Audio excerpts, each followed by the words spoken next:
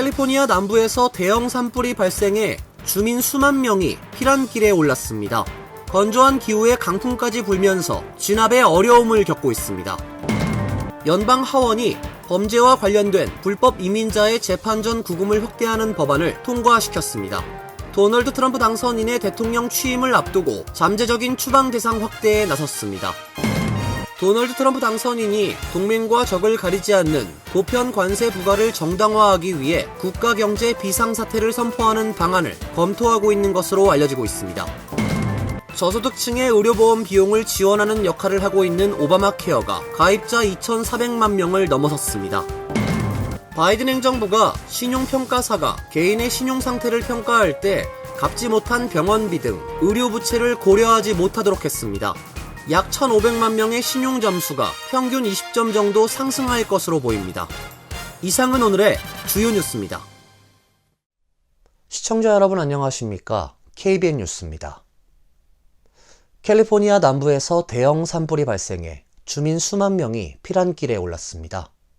당국은 비상사태를 선포하고 소방관 1,400명을 투입해 화마와 싸우고 있지만 건조한 기후에 강풍까지 불면서 진압에 어려움을 겪고 있습니다. LA 소방국에 따르면 어제 오전 10시 30분께 산타모니카 인근 퍼시픽 팰리세이즈 페이드라 모라다와 몬테 에르모소 드라이브에서 산불이 발생했습니다. 팰리세이즈 산불로 명명된 이번 화재는 강한 바람과 함께 어제 오후 7시 현재 2,900에이커를 넘게 태우며 빠르게 확산되고 있습니다. LA 소방국은 소방관 1,400명을 투입해 불길을 잡기 위해 애쓰고 있지만 여러 주택이 소실되는 등 위협받고 있다고 전했습니다. 선셋 메사 지역엔 대피령이 내려졌으며 일부 주민들은 차량으로 이동 중 도로를 따라 번진 불길을 피하기 위해 차량을 버리고 도보로 대피하기도 했습니다. 버려진 차량 100여 대가 도로를 막아 대피를 더 힘들게 하고 있습니다. 캘리포니아 남부 지역은 시속 60마일에 가까운 강한 바람이 불길을 걷잡을 수 없이 확산시키고 있습니다. 일부 지역은 시속 100마일에 이르는 돌풍까지 몰아치고 있습니다. 국립기상청은 이러한 강력한 바람이 오늘 오전 최고에 달한 뒤 앞으로 며칠 더 계속될 것으로 예보하면서 생명을 위협하는 파괴적인 돌풍이라고 경고했습니다. 여기에 심각한 겨울 가뭄도 불길에 걷잡을 수 없는 확산을 돕고 있습니다. 캘리포니아 남부에는 지난해 5월 이후 불과 25mm의 비만 내렸는데 이는 평년 강우량의 4분의 1에도 못 미치는 양입니다. 캐런 베스 LA 시장은 어제 오전 주민 안전을 위해 시의 비상운영센터를 레벨 2로 격상하고 311 서비스 운영 시간을 확대하는 등의 조치를 취했다고 발표했습니다. 또한 정전 사태에 대비해 관련 부서들이 신속히 대응할 수 있도록 준비 태세를 강화하고 있다고 밝혔습니다. 연방 하원이 범죄와 관련된 불법 이민자의 재판 전 구금을 확대하는 법안을 통과시켰습니다. 불법 이민자의 대규모 추방을 공약한 트럼프 대통령의 2기 취임을 앞두고 잠재적인 추방 대상 확대에 나섰습니다. 김태희 기자가 보도합니다. 연방 하원은 오늘 전체 회의에서 찬성 264명 대 반대 159명으로 레이큰 라일리 법안을 통과시켰습니다. 제119대 의회에서 연방 하원이 개회하고 처음 처리한 이 법안에는 민주당 의원도 48명이 찬성표를 던졌습니다. 이 법안은 절도, 주거침입 등으로 기소된 불법 이민자에 대한 구금을 의무화하도록 하는 내용을 담고 있습니다. 뉴욕타임즈는 이 법안은 불법 이민자 문제와 관련해 구금 대상 및 잠재적인 추방 대상을 확대하는 의미가 있다고 전했습니다. 현행법에 따르면 경범죄로 2회 이상 유죄를 받는 비시민권자는 추방 대상이 됩니다. 의회 전문 매체 더 힐은 연방 상원은 오는 10일 법안을 표결에 붙일 것으로 전망된다고 보도했습니다. 법안의 명칭은 지난해 조지아주에서 살해된 대학생 레이큰 라일리의 이름을 딴 것입니다. 당시 라일리를 살해한 베네수엘라 출신 불법 이민자는 상점 절도 혐의로 체포돼 기소됐으나 구금되지는 않은 상태였습니다. 라일리 법안은 지난해에도 연방 하원을 통과했으나 민주당이 다수당인 연방 상원의 문턱을 넘지는 못했습니다. 그러나 이번 연방의회에서는 공화당이 하원은 물론 상원에서도 다수당이 되면서 이번 법안을 비롯한 각종 이민 규제 강화 법안들을 줄줄이 처리할 가능성이 높아졌습니다. KBN 뉴스 김태희입니다. 도널드 트럼프 대통령 당선인이 동맹과 적을 가리지 않는 보편 관세 부과를 정당화하기 위해 국가경제 비상사태를 선포하는 방안을 검토하고 있는 것으로 알려지고 있습니다. CNN에 따르면 트럼프 당선인은 1977년 제정된 국제경제비상권한법을 근거로 경제비상사태를 선포, 새로운 관세 프로그램을 도입하는 방안을 고려하고 있습니다. 국제경제비상권한법은 미국의 안보나 외교, 경제 등의 위협이 되는 국가 비상사태가 발생했을 때 대통령에게 외국과의 무역 등 경제활동을 광범위하게 통제할 수 있는 권한을 부여합니다. 한 소식통은 안보상의 이유로 관세를 부과하는 데 대한 엄격한 요건 없이도 권한을 부여한다는 점에서 이 법을 트럼프 당선인이 선호하고 있다고 말했고, 또 다른 소식통은 국가경제 비상사태 선포에 대한 활발한 논의가 진행 중이라고 인정하면서도 모든 방안을 테이블 위에 올려두고 검토하고 있다고 덧붙였습니다. 트럼프 당선인은 대선 기간 미국으로 들어오는 모든 수입품에 10에서 20%의 보편 관세를 부과하겠다고 공약했습니다. 그러나 보편 관세 정책이 미국 경제와 소비자들에게 상당한 영향을 미칠 수 있고 나아가 세계 무역 질서를 뒤흔들 수 있다는 점에서 우려하는 목소리도 큽니다. 트럼프 당선인은 전날 자신의 저택이 있는 플로리다주 팜비치의 마러라고에서 진행한 기자회견에서 물가 상승을 비판하면서도 앞으로 4년간 미국의 경제는 로켓처럼 상승하겠지만 이미 그렇게 되고 있다며 경제 상태가 양호하다고 밝혔습니다. 저소득층의 의료보험 비용을 지원하는 역할을 하고 있는 오바마 케어가 가입자 2,400만 명을 넘어섰습니다. 올해 본 오바마 케어 가입 등록 마감은 오는 15일까지로 최종 가입자 수는 더 늘어날 것으로 보입니다. 오바마 케어 가입자가 2,400만 명을 넘어섰습니다. 민주당과 바이든 대통령은 연방정부와 주정부가 이 프로그램 확대를 위해 수십억 달러의 세금 세액 공제 혜택을 부여했습니다. 가입할 수 있는 소득 등 자격 요건이 완화됐고 납부 보험료도 싸졌습니다. 새로 가입한 수백만 명의 월 납입금은 수달러에 불과합니다. 바이든 대통령은 가입자 증가를 우연히 이뤄진 일이 아니다면서 자신이 취임 이후 해온 오바마 케어 및 노령 의료보장 메디케어와 취약계층 의료보장 메디케이드 확대 강화 노력을 강조했습니다. 그러나 백악관, 연방 상원과 하원을 모두 장악한 공화당은 오바마 케어 무너뜨리기를 멈추지 않을 태세입니다. 도널드 트럼프 당선인은 2010년 버락 오바마 대통령이 의회 장악 민주당과 함께 성사시킨 준전국민 의료보험 오바마 케어를 끈질기게 비난해왔습니다. 1기 재임 때 완전 해체 직전까지 갔다가 공화당 상원 의원 한 명의 반대로 무산됐습니다. 2기 집권 때 오바마 케어를 몰라보게 바꿀 것으로 공약한 트럼프는 구체적인 플랜은 내놓지 않고 있습니다. 바이든 대통령이 보다 많은 저소득층 사람들이 가입할 수 있도록 한 세액 공제는 의회가 새 법을 만들지 않으면 올 연말에 종료됩니다.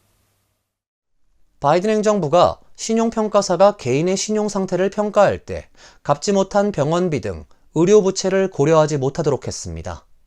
약 1,500만 명의 신용 점수가 평균 20점 정도 상승할 것이란 예측입니다. 소비자금융보호국은 어제 신용평가 보고서에서 의료 부채를 삭제하도록 하는 최종 규정을 발표했습니다. 백악관은 현재 미국인 약 1,500만 명의 신용평가 보고서에 합계 490억 달러의 의료 부채가 기재되어 있는데 이번 규정에 따라 이 내용이 보고서에서 사라지고 1,500만 명의 신용 점수가 평균 약 20점 개선될 것으로 예상된다고 설명했습니다.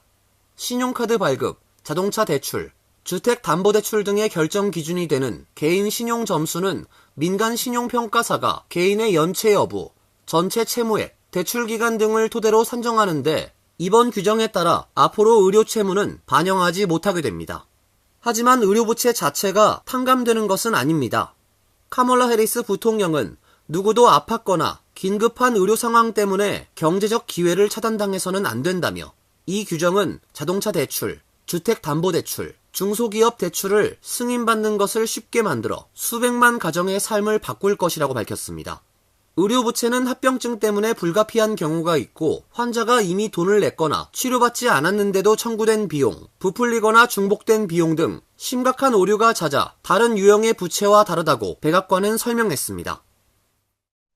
도널드 트럼프 대통령 당선인이 성추문 입막음 재판 관련 선고를 연기해 줄 것을 요청했으나 1심 법원에 이어 2심 법원에서도 받아들여지지 않았습니다. 트럼프 측은 오늘 대법원에 다시 선고 취소를 요청하는 항고를 냈습니다. 뉴욕주 고등법원이 트럼프 당선인 측이 제기한 선고 연기 요청을 기각했습니다. 앨런 게스미 뉴욕주 고등법원 판사는 어제 오후 이 문제에 대한 간략한 심리를 마친 후 트럼프 측 선고 연기 요청을 신속히 기각했습니다. 트럼프 당선인은 1심 재판부인 후안 머천 뉴욕 맨해튼 형사법원 판사가 선고 연기 요청을 기각한 후 10일로 예정된 선고를 포함해 입막음 돈 사건의 소송 절차를 중지해달라고 2심 법원에 항고했습니다. 트럼프 측 법률 대리인인 토드 블렌치 변호사는 대통령 면책에 대한 연방 대법원의 결정이 트럼프에게 헌법적 보호를 제공한다고 주장했습니다. 게스미 판사는 대통령 면책권이 대통령 당선인에게도 확대 적용한 선례가 있는지 물었으나 변호인단은 이런 사례는 예전에 없었다고 답했습니다. 앞서 맨해튼 법원 후안 머천 판사는 트럼프 당선인 형량을 오는 10일 선고하고 사건을 마무리하겠다고 결정했습니다. 그는 결정문에서 이 사건을 마무리 짓는 것이 정의에 부합한다면서도 형량 선고가 실제 트럼프 당선인에 대한 처벌로 이어지지는 않을 것이란 의중을 내비쳤습니다.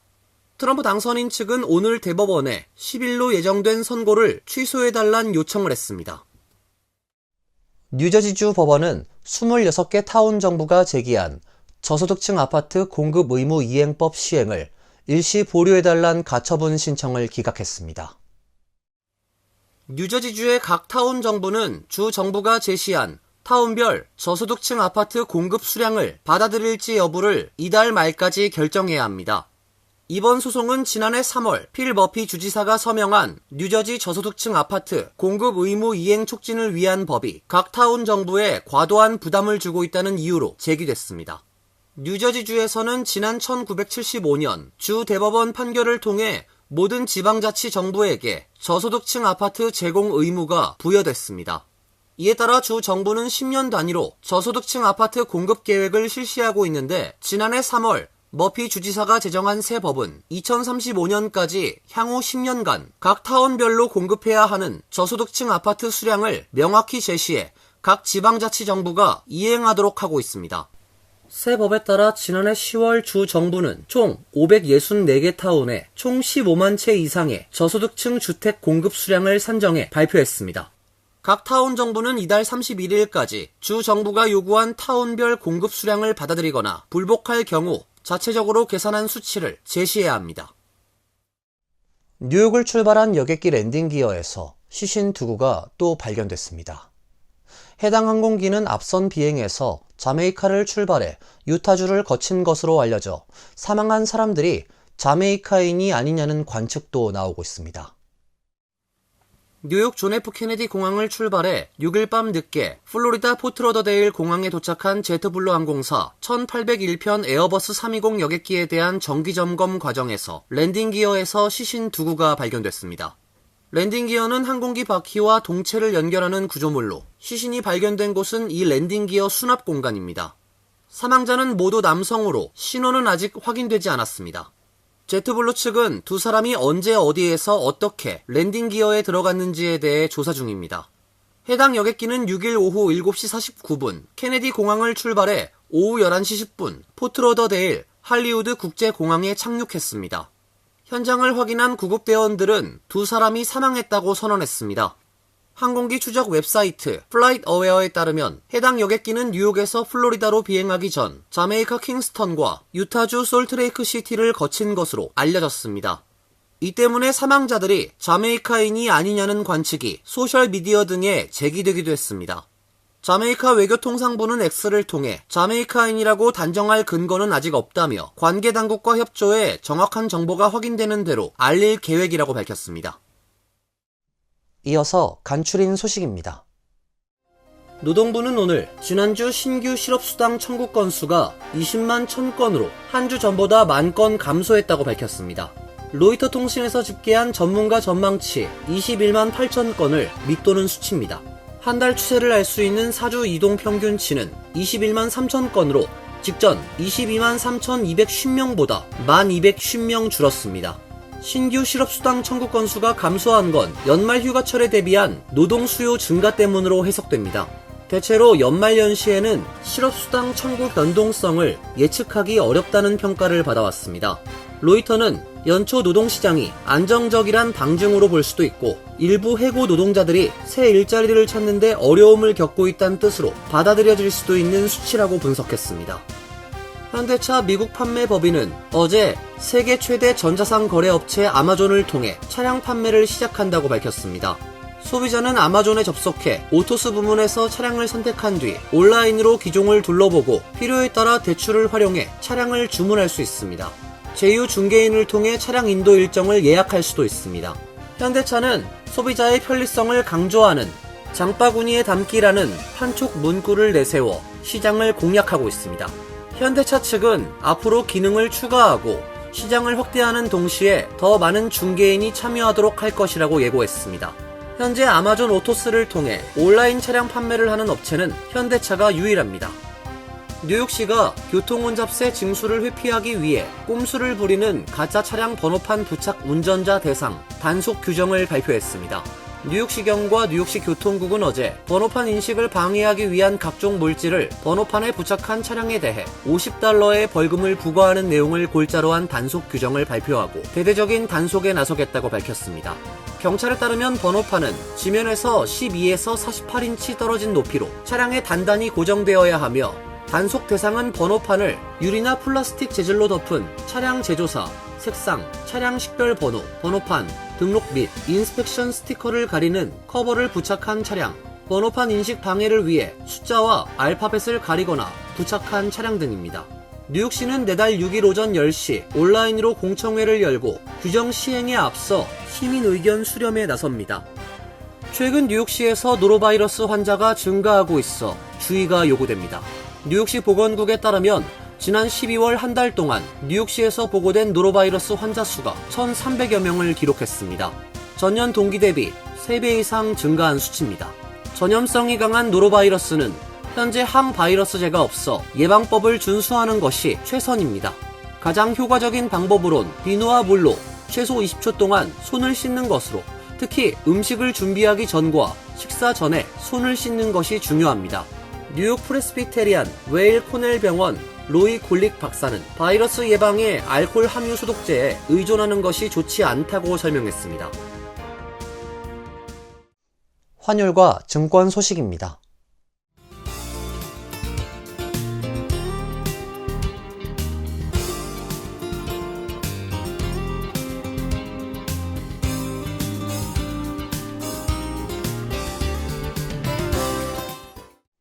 이어서 날씨입니다.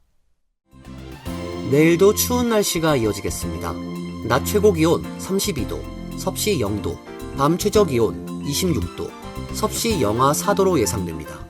금요일은 약간 구름이 끼는 대체로 맑은 날씨가 예상됩니다. 토요일은 눈 소식이 있습니다. 1에서 2인치 정도의 적설량이 예상됩니다. 이상으로 KBN 뉴스를 마칩니다. KBN과 함께 즐거운 시간 되시길 바랍니다.